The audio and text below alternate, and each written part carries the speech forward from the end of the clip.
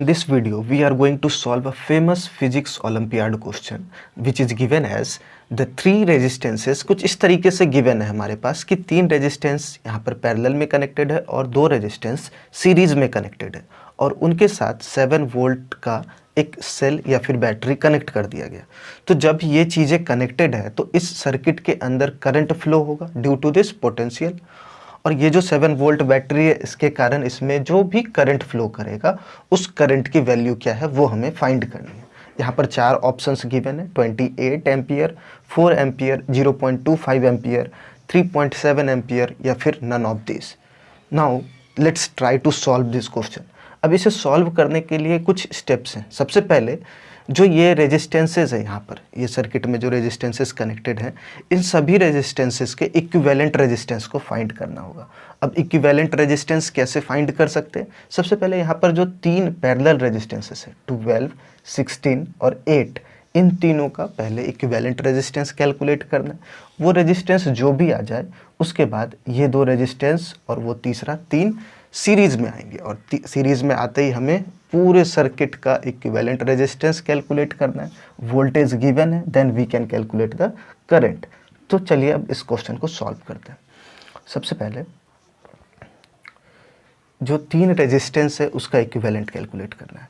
तो क्या हो जाएगा वहाँ पर 1 बाई आर इक्विवेलेंट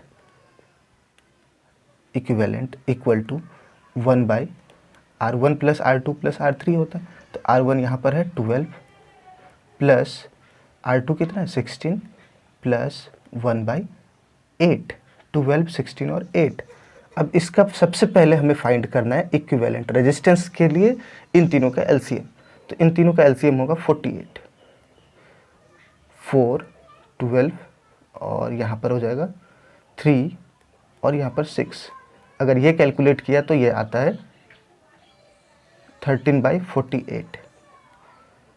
ठीक है, यानी कि आर इक्विवेलेंट आ गया यहाँ पर 48/13। ठीक, मीन्स ये जो तीन पैरेलल रेजिस्टेंस थे 12, 16 और 8, इन तीनों का इक्विवेलेंट आया 48/13। ठीक है, नेक्स्ट अब क्या कैलकुलेट करना है हमें? अब जो दो रेजिस्टेंस सीरीज में उसके साथ ये भी सीरीज में होगा, यानी कि now again R equivalent is equal to R1 plus R2 plus R3. So here we can see that the R1 is 14.5, R2 is 10 and R3. 48/13 can be written as 3.67 3.67, तो plus 3.67. Now on adding all three resistances, what we get? 7, 1, 3, 4, 5 plus 6, 11, 1, 3, 3, 1, 4, 4, 8 और यहाँ पर 1, 1, 2, यानी कि 28.17 ohm will be the R equivalent of this entire circuit. अब इस पूरे circuit का हमें आर इक्विवेलेंट पता चल गया। वोल्टेज क्या है यहाँ पर? V is equal to 7 volt given है और आर इक्विवेलेंट जो रेजिस्टेंस है वो है 28.17 volt, 17 ohm. Then we can calculate the current applying Ohm's law, V is equal to IR। तो ओम्स लॉ के according V equal to IR होता है। तो यहाँ पर अगर I कैलकुलेट करना हो then I is equal to V upon R, where V is 7 and R is 28.17, and we can calculate it approximately. We can calculate the approximate value is 7 divided by 28282 by 0, as we have considered 0.17 as 0.2. So 2 will be here and after removing the decimal it will be 0.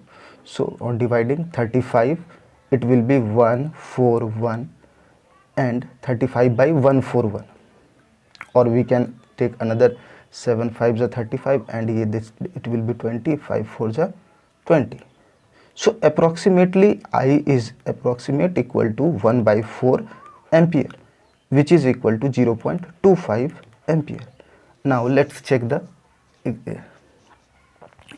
options. So we have calculated that the current is 0.25 ampere.